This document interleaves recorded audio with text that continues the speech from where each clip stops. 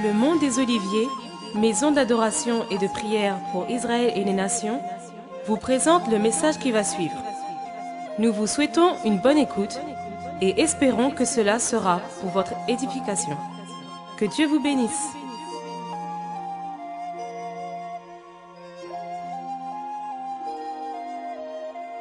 Notre thème,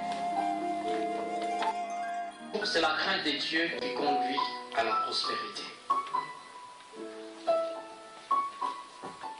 Alléluia. Alors sans plus tarder, nous allons prendre nos Bibles dans le livre de Josué, chapitre 1. Et nous lirons à partir du verset 8 jusqu'au verset 10. La Bible dit ceci, que ce livre de la loi ne s'éloigne point de ta bouche. Médite-le jour et nuit pour agir fidèlement selon tout ce qui est écrit. Car c'est alors que tu auras du succès dans tes entreprises.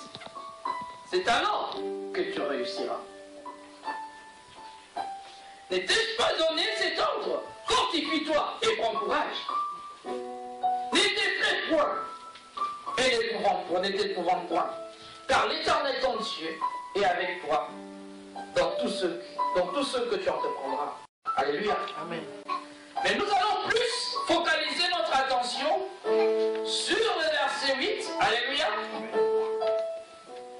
Où il dit que ce livre de la loi ne s'éloigne point de ta bouche. Médite-le jour et nuit pour agir fidèlement selon tout ce qui est écrit.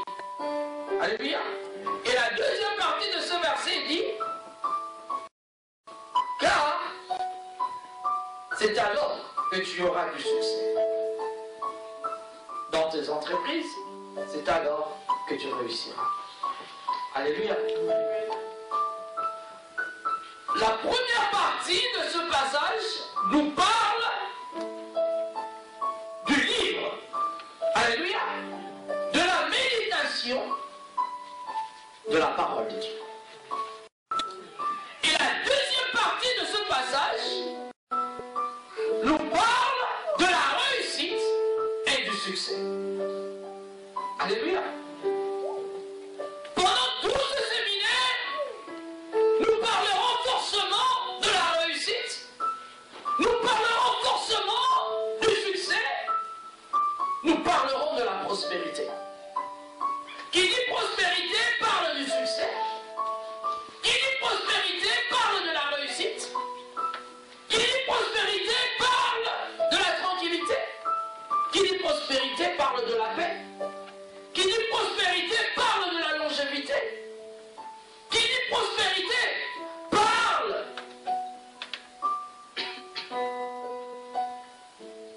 de la bonne santé. Alléluia.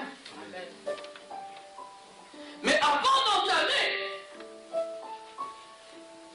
ou alors avant d'approfondir la prospérité, nous devons d'abord repartir, aller savoir comment entrer dans la prospérité.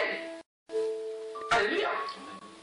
Figurez-vous que chacun de nous aimerait bien prospérer. Je n'ai jamais vu une personne qui travaille, qui veut toujours rester médiocre. Alléluia. Je n'ai jamais vu un étudiant qui bosse dur, qui se réveille le matin pour aller à l'école, pour enfin se contenter de résultats médiocres. Alléluia. Je n'ai jamais vu un homme qui tout au long de sa vie, il n'a jamais pensé avancer ou réussir dans tel ou tel autre domaine de sa vie.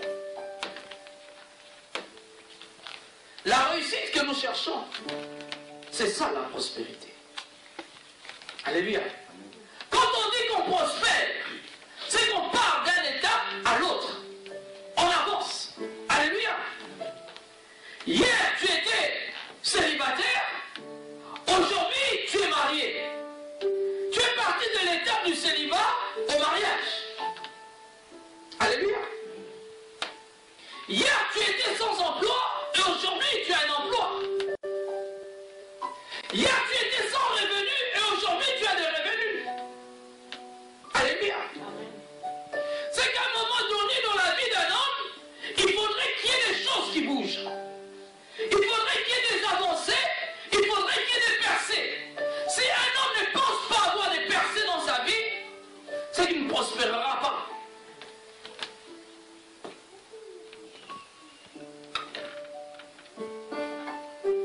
La prospérité n'est pas seulement matérielle. Alléluia. On peut avoir une prospérité spirituelle. On peut avoir une prospérité physique. Alléluia. Et nous allons décortiquer toutes ces choses. Mais j'aimerais tout simplement revenir sur quelque chose qui a frappé mon attention. C'est le verset 8 qui dit que ce livre de la loi ne s'éloigne point de ta bouche. Alléluia. La première clé pour détenter la prospérité dans la vie d'une personne, c'est la parole de Dieu. Alléluia. Lorsque Dieu parle à Josué, il dit que ce livre ne s'éloigne pas de ta bouche, médite-la jour et nuit pour agir fidèlement selon ce qui est écrit. Alléluia.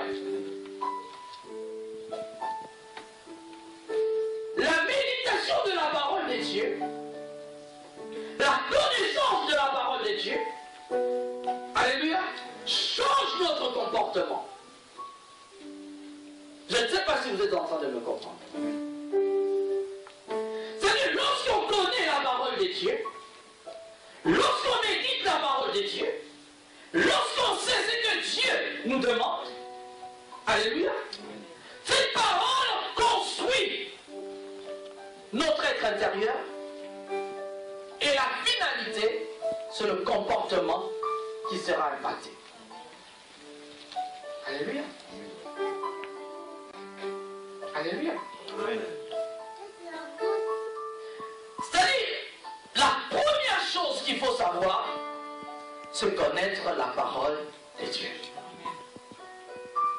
Vous savez, la plupart de fois, les enfants de Dieu, ce qui est difficile pour qu'ils puissent recevoir et comprendre leur vie, c'est parce que ils ne méditent pas la parole de Dieu. Vous savez, aujourd'hui, nos vies, nos relations avec le Seigneur sont tellement fragiles parce que nous sommes loin de la parole. Aujourd'hui, l'Église médite la parole quand ils viennent à l'Église. Les fidèles ou bien les membres de l'Église y viennent. Quand on dit prenons la Bible, c'est alors que tu ouvres ta Bible. Après la prière, tu refermes ta Bible. Cette Bible s'ouvrira qu'à la prochaine réunion de prière. Ce qui fait que lorsque tu refermes ta Bible, en réalité, tu t'éloignes de cette parole. Tu commences à vivre selon ta conception. Tu vis selon les réalités qui te frappent. Tu vis selon ton entourage. Et ce qui fait que ça influence même tes choix. Et lorsque ça commence à influencer, impacter tes choix, tu commences à prendre des décisions. Mais ces décisions-là seront les résultats de ce que tu auras déjà mûri par rapport à l'environnement où tu vis. Alléluia. Amen. Et donc la portion que tu as reçue pendant la réunion, elle sera tellement infime, insignifiante parce que le souci t'environne. Alléluia. Ce qui fait que pour mettre ce que tu as reçu en pratique et que ça puisse porter du fruit, ça devient quasiment difficile. C'est pourquoi nous avons une petite portion de miracles dans nos vies. Alléluia. Aujourd'hui, pourquoi les enfants de Dieu n'arrivent pas à persévérer? Ce qui amène la persévérance, ce n'est pas ton assiduité, ce n'est pas ton courage. La persévérance vient de la connaissance de la parole de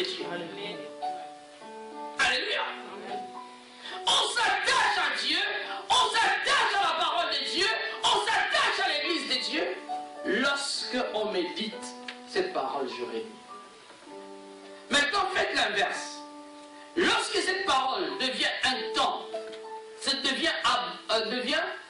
abondante dans ta vie, le souci peut t'envahir. Alléluia. Les problèmes peuvent t'envahir. Mais parce que cette parole prend la place qu'il faut, tu deviens inébranlable. Amen. Alléluia. Amen. En réalité, nous-mêmes, nous fragilisons. C'est comme je peux donner un exemple. On te donne les antibiotiques pour un microbe quelconque que tu portes. Vous avez la grippe. Et on vous dit, il faudrait prendre tel produit pour que ce microbe-là soit, comment dire, neutralisé. Alléluia.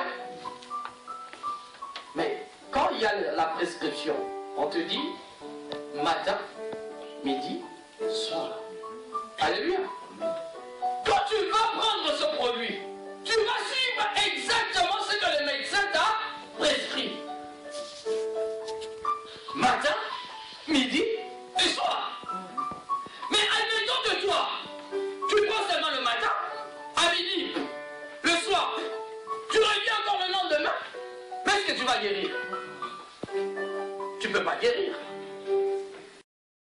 Pourquoi? Parce que plus tu prends des médicaments à titre préventif, et si tu as le palu en toi, ça devient encore très solide.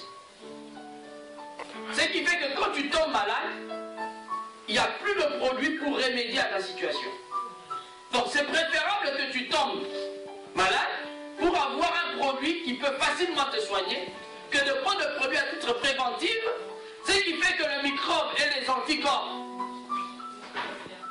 se familiarisent et ça fait que quand tu tombes maintenant malade, ça devient très grave parce qu'il n'y a aucun produit qui peut remédier. Vous voyez? Et donc c'est exactement ce que nous faisons. Nous prenons la parole de Dieu à titre préventif à un moment donné parce que c'est un coup de blues.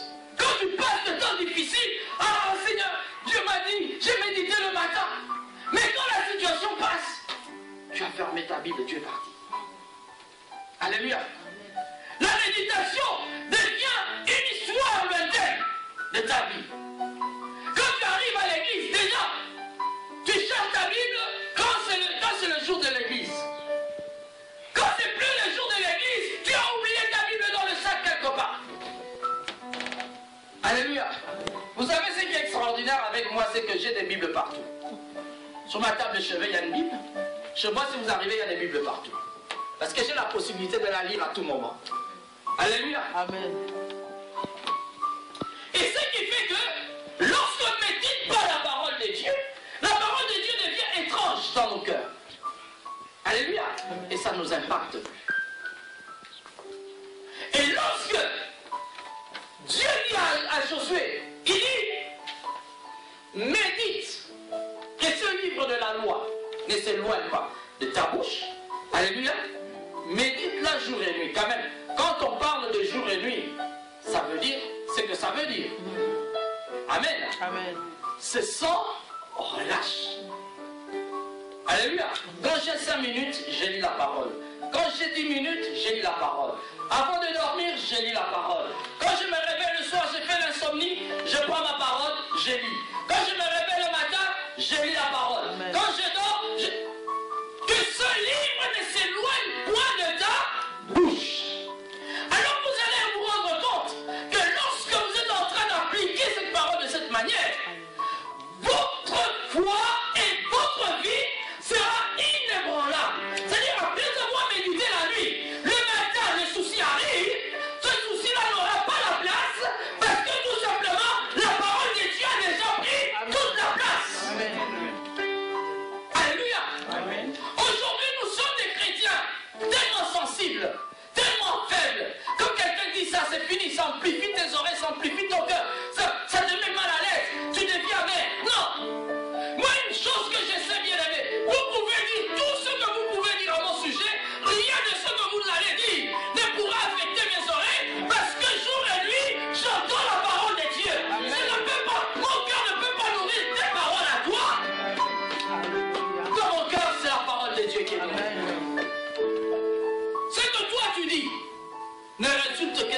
connaissances, de tes pensées, de ton imagination, de ce que tu m'as calculé, de ce que tu as compris, alors ça, ce n'est que toi-même. Alors même si tu le dis tout haut, ça ne peut pas affecter mon cœur. Amen. Parce que tout simplement, dans mon cœur, il y a la parole de Dieu. Amen. Amen.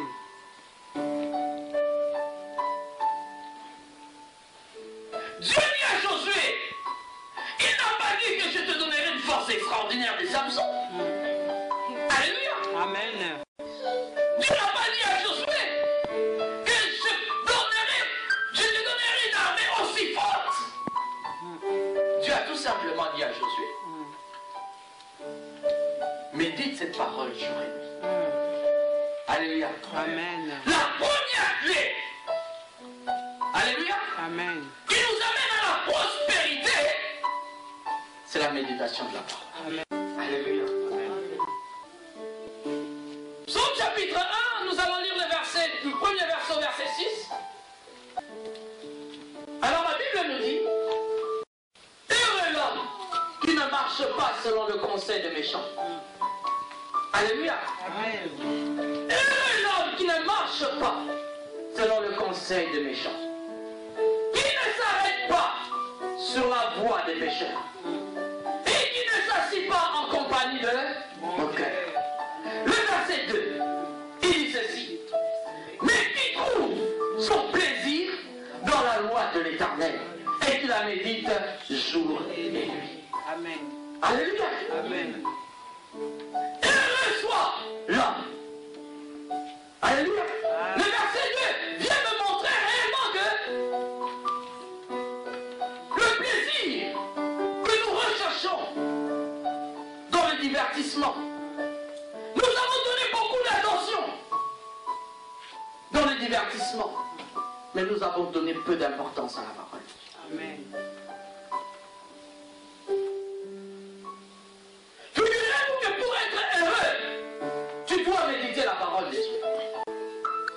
Si Dieu m'a dit ce que tu as dit à mon sujet, que tout mon jour soit, que ne soit pas, la parole de Dieu reste oui, amen. Amen. Je vais vous dire pourquoi. Parce que tout simplement, celui qui s'accroche à la parole de Dieu, il devient une source de bénédiction. Et celui qui ne veut pas s'attacher à cette source de bénédiction, eh bien il s'éloigne de la bénédiction que Dieu a mis en moi. Amen. Amen. Amen. Amen. Et vous devez savoir que la bénédiction ne vient pas seulement de celui qui est aisé, celui qui est bien. La bénédiction vient même au milieu des orphelins. Amen. Amen. Amen. C'est pourquoi la Bible dit, ne méprisez pas les orphelins. Alléluia. Amen. Ne méprisez pas les faibles. Aujourd'hui, tu ne veux pas lui dire bonjour parce qu'il est faible. Mais tu ne sais pas pourquoi Dieu a mis ce faible à côté de toi. La deuxième clé, c'est que la parole ne restera toujours pas parole. Ce qui est vrai, c'est que la parole doit être agissante. Vous savez, les gens, on a tellement prêché, oh le Saint-Esprit, oh le Saint-Esprit. Vous savez, laissez d'abord le Saint-Esprit. Tu lis, toi-même avec ta conscience, tu appliques ce que la parole de Dieu te dit. Amen. Oh non, Dieu ne m'a pas donné la force. Non, non, non, non. Dieu t'a toujours donné la force. À un moment donné, mets Dieu de côté. Il y a des choses que toi-même tu dois savoir faire. Si la parole de Dieu te dit, tu dois aimer. Vous attendez que Dieu vienne pour te pousser à aimer? Non! Dieu a tellement de choses à faire.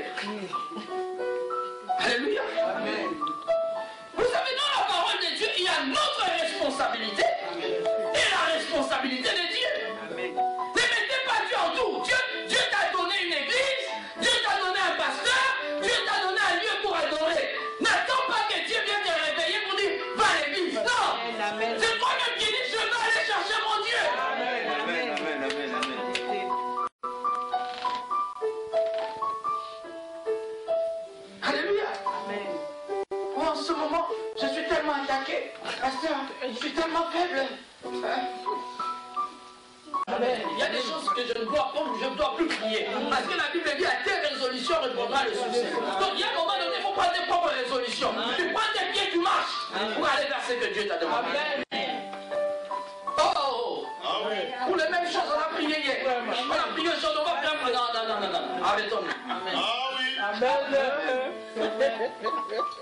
Alléluia. Amen, amen. Arrêtons-nous un moment. Prenons conscience de ce que nous faisons. Amen. Mais pour prendre conscience, il faut d'abord que tu sois plus près de la parole de Dieu. Et lorsque la parole rentre dans ta vie, la deuxième chose, c'est qu'il faudrait agir selon la parole. La parole influence ton comportement. Alléluia. Alléluia.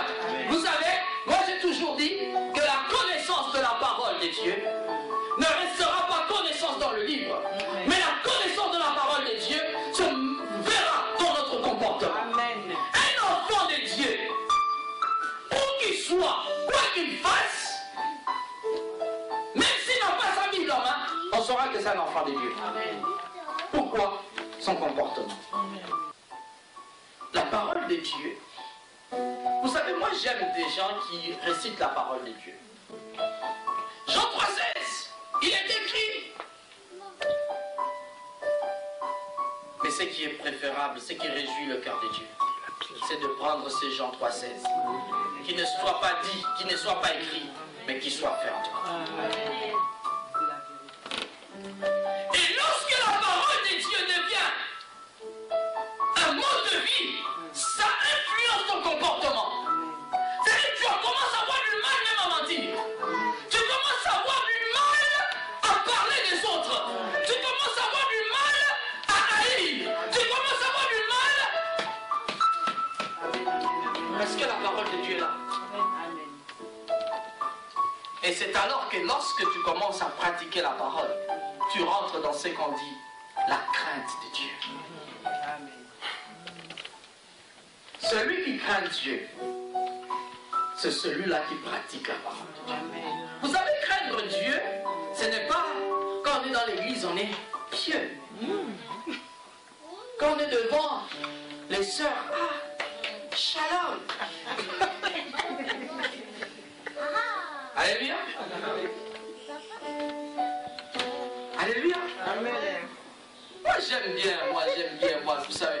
Moi ce qui est vrai avec moi, c'est que j'aime pas le protocole. Les chrétiens sont restés protocolaires. Shalom. Mais le shalom, là, c'est pas ce que tu penses. Amen. Toi-même tu dis shalom, mais tu as un esprit de trouble en toi. Ça devient des formules de l'église. Shalom. Amen. Alléluia. Amen. Dis ce que tu es capable de faire. Amen. C'est ça la crainte de Dieu. Quand on dit on craint Dieu, c'est pas parce que tu parles en langue ou bien tu jeûnes 40 jours. Dieu s'en fout de tes jeûnes. Dieu ne regarde pas tes prières en langue. Vous savez ce qui est important devant Dieu? Ce n'est pas de libérer une prophétie. Ce qui est important devant Dieu, ce n'est pas de prier pendant 40 minutes. Ce qui est important devant Dieu, c'est de mettre en pratique sa parole. Amen. Amen. Amen. Amen. Lorsqu'on met en pratique la parole de Dieu, lorsqu'on vit la parole de Dieu, c'est alors qu'on craint Dieu.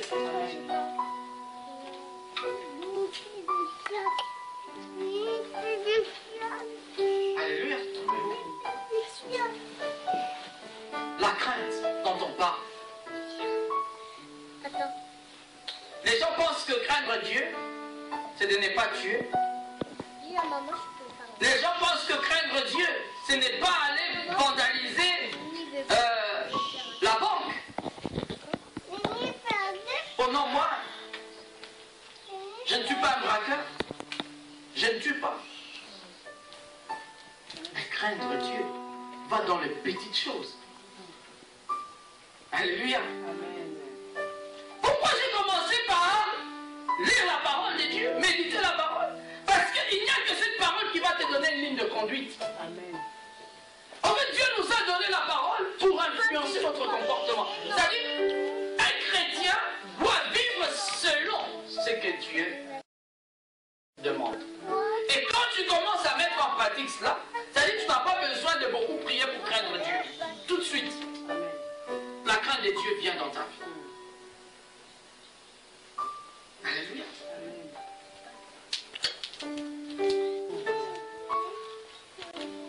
La parole de Dieu, c'est la première clé. La deuxième deuxième clé, c'est l'action, le comportement. Amen. Le comportement doit changer. C'est pas parce que tu le veux, mais parce que tout simplement cette parole qui te nourrit ne te permet plus. Alors, avec beaucoup de facilité, c'est-à-dire que ça ne sera plus de contrainte pour toi. Moi, j'ai toujours dit, quand vous avancez avec les seigneurs, et que ce que tu le laisses avec beaucoup de peine, c'est que la parole de Dieu ne t'a pas encore affranchi à cela. Alléluia. 2 jours après, 3 jours après, tu reviendras sur ce que tu as laissé. Mais lorsque la parole de Dieu t'a franchi, et lorsque la crainte de Dieu s'élève en toi, lorsque tu regarderas ces choses, tu n'auras même pas envie de jeter 2 fois l'œil dessus. C'est alors que Paul dit, ce qui était pour moi de gain hier, aujourd'hui je le regarde comme de l'amour. Je cours vers l'excellence de la connaissance. Alléluia.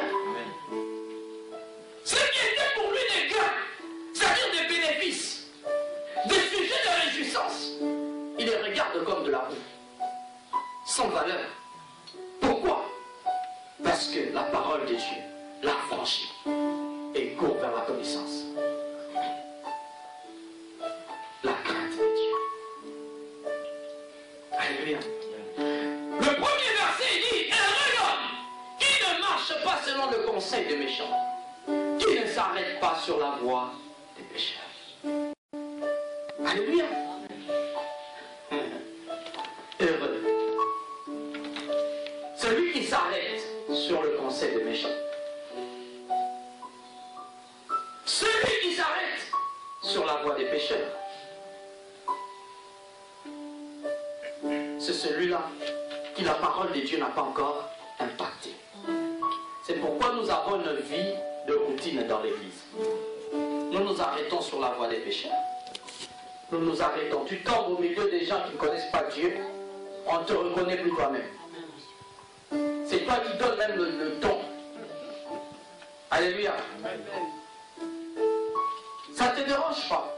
Moi, vous savez, deux fois, quand je m'assois au milieu des gens et que je sens que la conversation ne va pas, je me sens mal.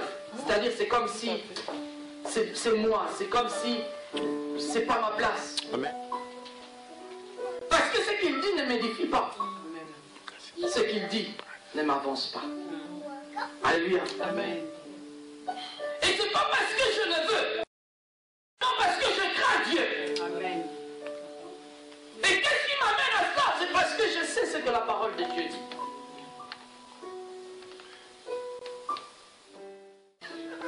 Alléluia. Amen. La parole de Dieu doit apporter un comportement. C'est pourquoi l'homme heureux change de comportement au milieu des méchants. Alléluia. Amen. C'est-à-dire que tu ne t'assois, tu ne t'arrêtes pas sur la voie des méchants. Tu ne t'assois pas au milieu de mon cœur. Alléluia. Amen. Parce que tu sens que ce n'est plus ta place. Tu sens que ce n'est pas ça qui doit nous nourrir, mon cœur. Lorsqu'on passe dans l'action, lorsqu'on commence à se comporter et mettre en pratique la parole de Dieu, c'est là, il n'y a qu'en ce moment-là que la crainte de Dieu s'accapare de toi. C'est pas le fait de réciter la parole. Hein. Ah, je connais la parole, la Bible dit. La Bible dit. Vous savez, même les païens connaissent la parole. Amen.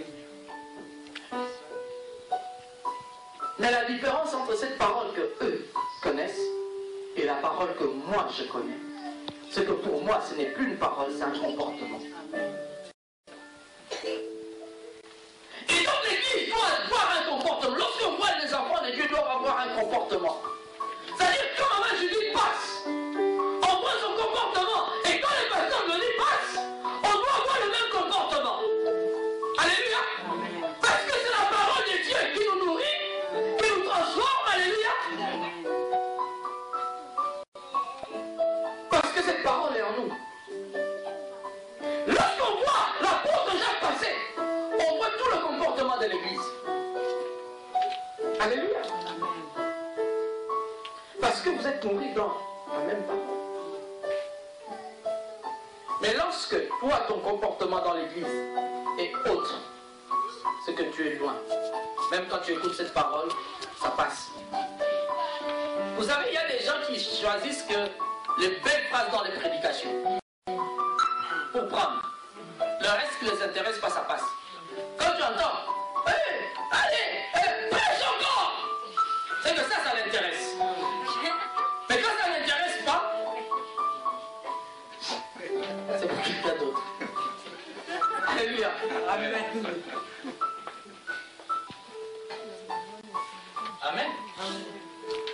Il dit, heureux l'homme qui ne marche pas selon le conseil de méchants, et qui ne s'arrête pas sur la voie des pécheurs, et qui ne s'assoit pas en compagnie de...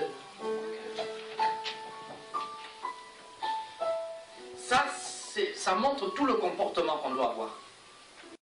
Alléluia. Tout le comportement. Parce que nous sommes environnés de ces personnes-là. Nous les fréquentons au quotidien. Alléluia.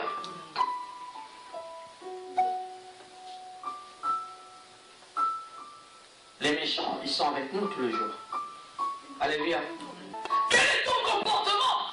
Ton comportement doit être en parallèle avec la parole que tu médites chaque jour. Vous savez, la prospérité ne vient pas lorsque le comportement ne va pas avec. Alléluia. Nous allons y arriver. C'est dans Josué chapitre 1, si on peut revenir un peu en arrière. Il dit que ce livre de la loi ne s'éloigne point de ta bouche. Médite-le jour et nuit. Et regardez ce qui suit. Hein? Vous voyez ce qui suit? Il dit médite le jour et nuit pour agir fidèlement. Alléluia. C'est-à-dire après la méditation, il y a l'action de la méditation. Tu prends la connaissance, après il faut traduire la connaissance. Est-ce que je me fais comprendre? Lorsque la connaissance reste connaissance, et qu'il n'y a pas une traduction, c'est que cette connaissance ne t'a pas encore affranchi. Lorsque quelqu'un connaît une chose, il doit la mettre en pratique. Lorsque la pratique n'est pas faite, c'est que ta connaissance, elle reste superficielle. Elle ne t'impacte pas. C'est pourquoi vous allez voir, même dans la vie normale, ceux qui font la médecine, admettons, il y a un temps de la théorie et un temps de la pratique. Alléluia. La pratique détermine tout. Détermine si ce que tu as reçu en théorie, tu es capable de le faire. N'est-ce pas? Tu peux avoir une connaissance, mais ne pas être capable de pratiquer.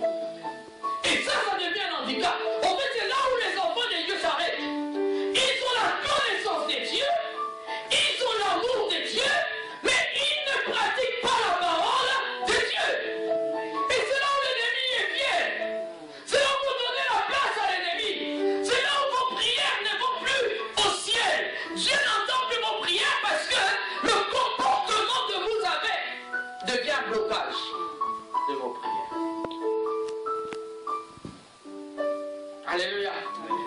Bien aimé, je suis en train de vous dire une chose. Alors une chose aussi essentielle, aussi forte et aussi vraie. Alléluia. Amen. Vous savez la prière. Je disais ça dernièrement. La prière, c'est pas le fait de dire Seigneur Jésus, je me mets à genoux, je m'humilie. Seigneur, je chasse les démons. Seigneur, je brise. J'appelle Seigneur Dieu de gloire. Que tout s'ouvre. Oh là, oh là. C'est pas ça la prière. Alléluia. Amen. Vous allez passer 40 jours en train de faire le même exercice et ressortir de là et voir les choses encore s'empirer. Pourquoi? Parce que la prière déjà est un comportement. Amen. Lorsque la Bible dit prier sans cesse, c'est-à-dire ton comportement doit être une prière. Alléluia. Dans le passé, je disais qu'il y a des gens qui disent Seigneur, donne-moi l'amour, donne-moi l'amour. Alléluia. Dieu ne peut pas prendre l'amour dans son cœur et le déverser.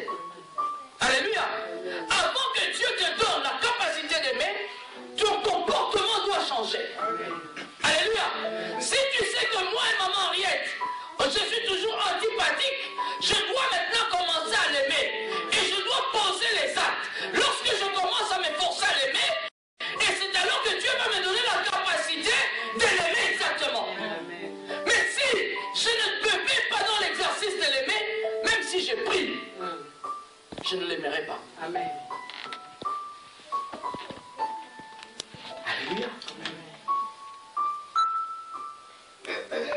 La prière, c'est un comportement. Vous savez, on va chercher trop loin. Des fois, on se dit, il y a des esprits qui m'attaquent. Et ces esprits-là ne me lâchent pas. En réalité, on va prier pour toi aujourd'hui, on va prier pour toi, ça revient toujours. Vous savez, des fois, ce n'est même pas la prière qu'il faut. C'est juste un comportement qu'il faut adopter. Et ces esprits-là fuiront loin de toi. Juste un comportement qu'il faut changer. Alléluia. Oh, moi, je n'arrive pas à laisser. Moi, il y a des choses qu'on n'arrive pas à laisser. Mais change ton comportement, change ton environnement.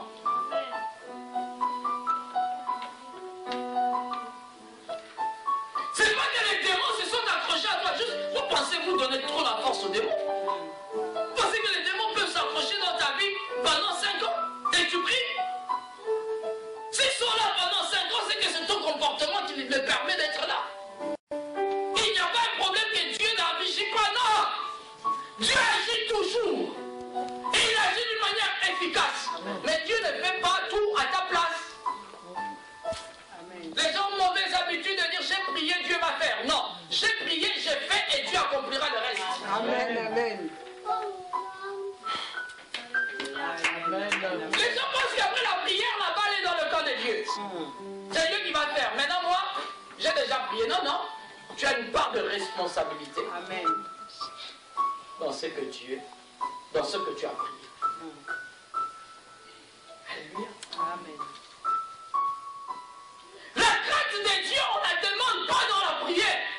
La crainte de Dieu passe par la pratique de la parole de Dieu. Vous savez, moi j'ai toujours dit, celui qui dit Seigneur, apprends-moi à te craindre. Non, non, non. Dieu va, mais si Dieu te donne la peur, finalement tu vas fuir même devant le démon. Alléluia. Amen. La crainte en réalité, c'est la mise en pratique de la parole de Dieu. Et cette mise en pratique te donne une force extraordinaire contre le mal. Parce que quand tu agis, quand tu seras au point d'agir, de faire quelque chose de mal, parce que tu crains Dieu, tu ne le feras pas. Alléluia. Amen. Je ne sais pas si je me fais comprendre. Amen. Bien, il est temps de tailler nos cœurs. Il est temps que la prospérité de Dieu puisse envahir nos vies. Mais avant que cette pluie ne vienne arroser nos vies, alléluia, Amen. il y a des choses que nous devons connaître. Amen. Il y a des choses que nous devons faire. Regardez le comportement des enfants de Dieu.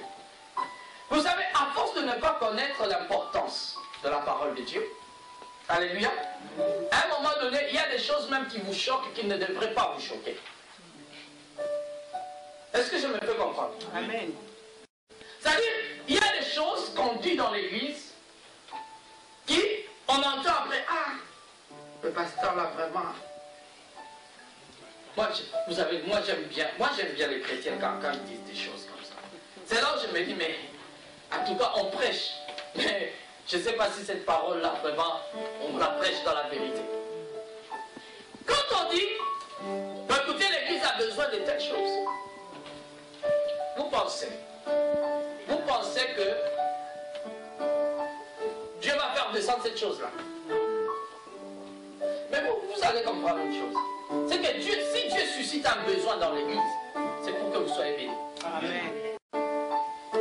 Parce que tout simplement, il veut vous donner le comportement à tenir. Et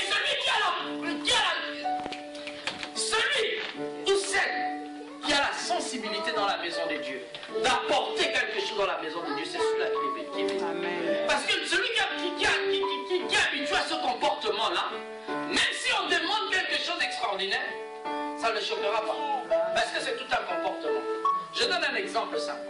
Chez vous à la maison, maman Ariette vient de déménager. Je suppose, alléluia, qu'elle n'a pas de canapé. Mais pour sa préoccupation, c'est d'avoir quand même un lieu, Amen. une chaise. Quand le pasteur arrive, il puisse s'asseoir quelque part. Mais comment tu peux venir dans la maison de Dieu, il n'y a pas la chaise et tu dis, bon, c'est normal.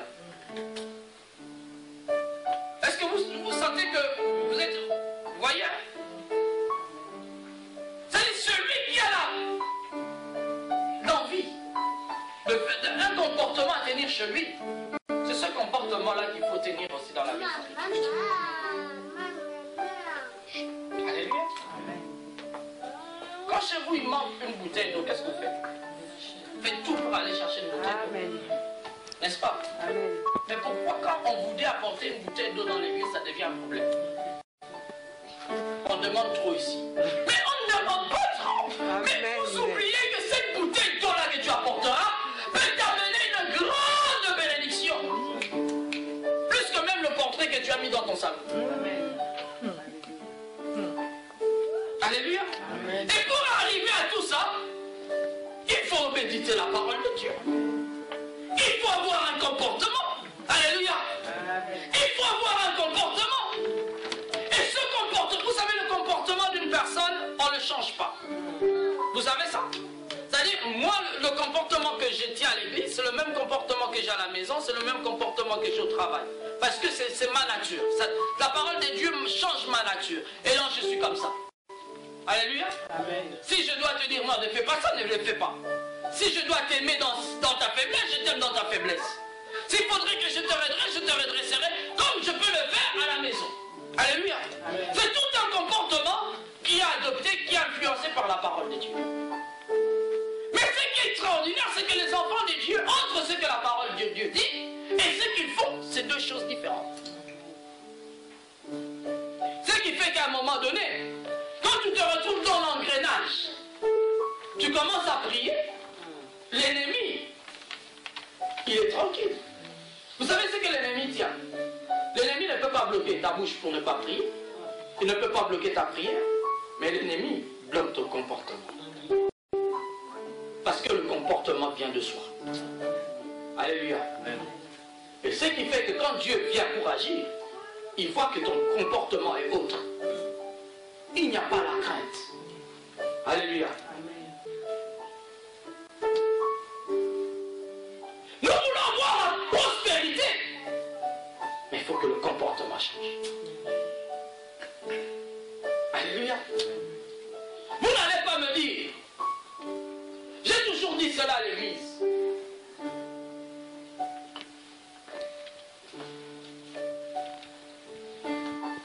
Qui peut m'aider?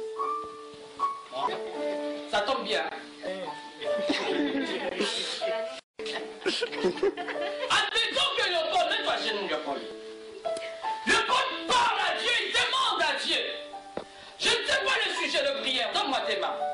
Et de ce qu'il demande à Dieu, Dieu vient pour lui donner. Mais lorsque Dieu vient pour lui donner, il trouve que ses mains sont occupées. Où est-ce que Dieu va déposer cela? Dieu attend qu'il libère ses mains. Lorsque ses mains seront libérées, alléluia, Dieu mettra ce qu'il faut. Et c'est ça l'exaucement. Alléluia. Mais lorsque tu pries et que tes mains sont occupées, Dieu, merci papa, Dieu ne peut pas déposer ce que tu demandes. Vous demandez la prospérité, vous demandez ceci, mais vous êtes occupé à autre chose. Vos mains sont occupées à autre chose. Alléluia. Lorsque Dieu vient avec des réponses, il trouve que vous êtes vraiment occupé. La mission que tu cherches, tu dois d'abord te laver par la parole de Dieu.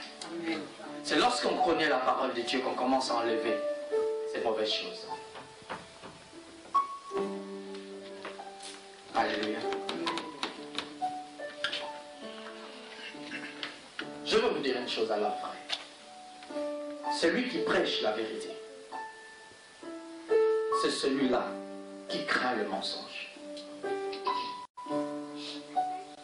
Et si tu vois quelqu'un qui vit dans le mensonge et qui prêche la parole, c'est que cette parole n'est pas la vérité. Dieu ne peut pas venir mettre la vérité dans la bouche de celui qui dit le mensonge.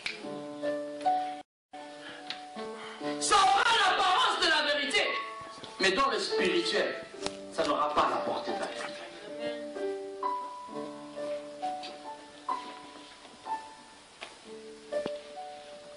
Est-ce que nous sommes ensemble? Amen. Je suis en train de parler de la crainte de Dieu. Que c'est tout un comportement. Vous savez, craindre Dieu, ce n'est pas dire oui, je n'insulte pas. Craindre Dieu, c'est mettre sa parole en pratique. Qu'est-ce que Dieu t'a dit? Qu'est-ce que tu ressors de ta méditation?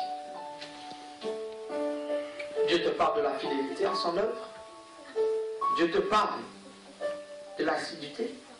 Dieu te parle de t'occuper des autres. Dieu te parle de ceci et de cela. Est-ce que tu l'as fait? Combien d'entre nous, nous nous occupons des autres? Combien d'entre nous, nous avons même de l'attention envers les autres? De toutes les façons, moi j'ai toujours entendu dire, moi quand je viens à l'église, je viens, je prie, et quand l'église part et termine, je prends mes affaires, je pars. C'est que tu n'as encore rien compris. Amen. C'est que tu es loin. Amen. Reprends ta méditation. Mais l'église, c'est là où il y a la vie. Amen. Je ne peux pas me réjouir ailleurs. Je ne peux que me réjouir avec mes frères et mes sœurs. Lorsque je vous vois, je n'ai pas envie de repartir.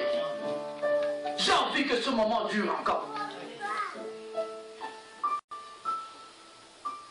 J'ai toujours dit, le lieu le plus près, c'est l'église. Vous savez, aujourd'hui les gens traversent la ville. Ils partent de 91, ils vont travailler dans les 95 pour un salaire de 1000 euros. 5 heures du matin, ils sont debout.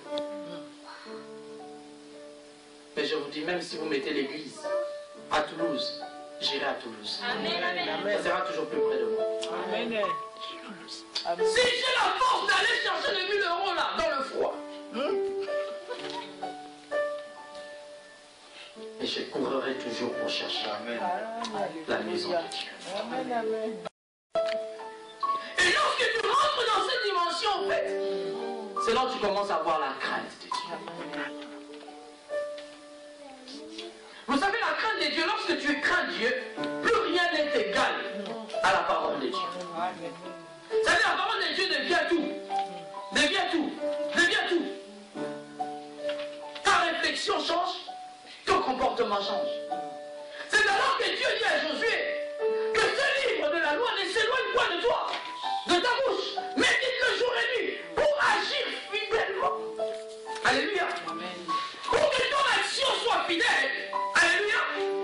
C'est aussi qui est écrit, car c'est alors que tu auras du succès. On cherche le succès. Alléluia. Mais le succès, c'est tout un comportement. Vous savez que ces choses-là s'appliquent à la loi de Dieu. C'est la loi divine.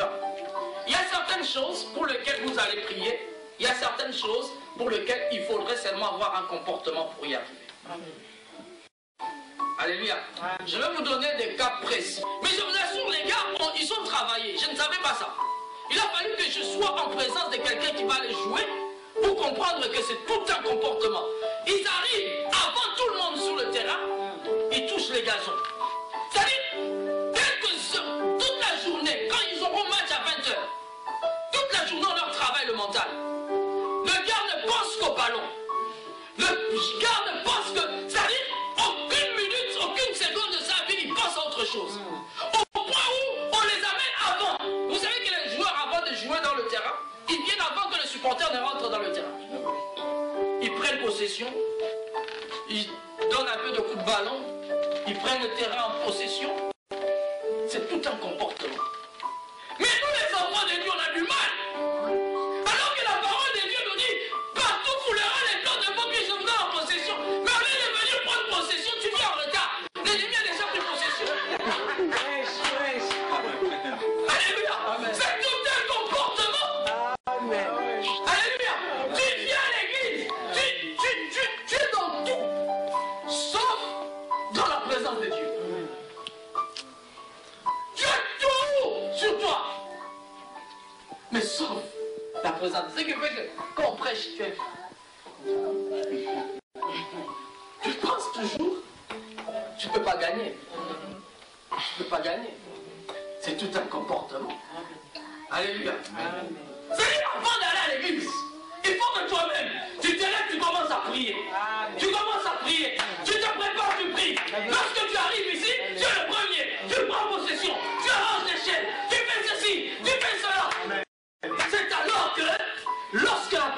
Dieu va descendre. Il n'y a que des buts. Que Dieu a la... C'est tout un comportement. C'est tout un comportement. Le mental. Mais quand on vient à l'église, on est distraction, fatigué. Tu penses même au RR.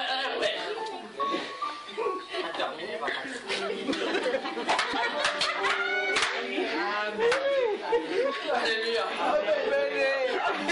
Il y a une chose que je suis prêt à faire, c'est de dormir même à l'église. Alléluia. C'est tout un comportement et c'est ça la crainte de Dieu. Amen. Quand vous dites la crainte de Dieu, c'est pas oh non, je ne tue pas, je n'insulte pas. Non, c'est tout un comportement. Amen. Lorsque tu fais 1 an, 2 ans dans l'église, 3 ans, 5 ans, et ton comportement est toujours le même, c'est qu'il y a ça ne va pas. Celui qui craint Dieu, c'est tout un comportement qui change. On comprend bien que la première année, que tu sois une personne cruelle, tu parles, et la deuxième année, tu deviens compatissant. La troisième année, c'est toi qui prends la charge des autres. C'est toi qui sais conseiller les autres. Mais toi, 5 ans durant, personne ne te touche. Et moi, ce qui me fait franchement, rien ne me fait pleurer, mais maintenant je rigole. Il dit, moi je suis comme ça, je suis né comme ça, je parle comme ça. Que Dieu vous bénisse.